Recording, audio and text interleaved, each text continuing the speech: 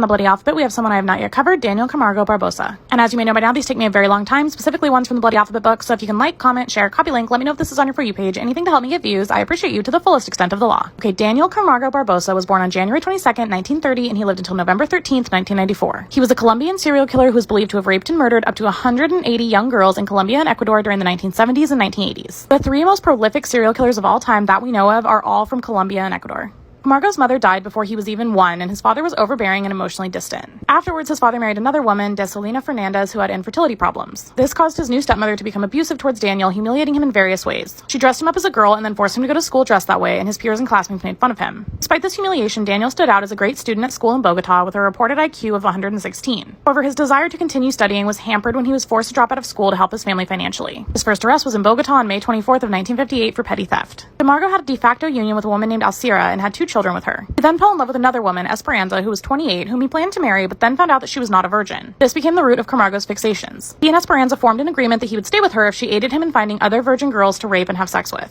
This began a period of their partnership in crime. Esperanza was his accomplice, luring young girls to an apartment under false pretenses and then drugging them with sodium seconal sleeping pills so that Camargo could rape them. Camargo committed 5 rapes this way but did not kill any of the girls, but the 5th child that they abused reported the crime, and both Camargo and Esperanza were arrested and taken to separate prisons. Camargo was then convicted of sexual assault in Colombia on April 10, 1964. After being in and out of prison for years, in November of 1984, Camargo escaped from the Gorgona prison in Colombia in a primitive boat after having carefully studied the ocean currents and escaped to Ecuador. Authorities assumed he had died at sea, and some even reported that he was eaten by sharks. Then went on to commit at least 54 rapes and murders. He would select helpless, young, lower-class girls in search of work and approach them pretending to be a foreigner who needed to find a Protestant pastor in a church on the outskirts of town. After convincing them to accompany him, he would then rape and murder them. He was finally caught and sentenced to life in prison, where he was stabbed to death by the nephew of one of his victims.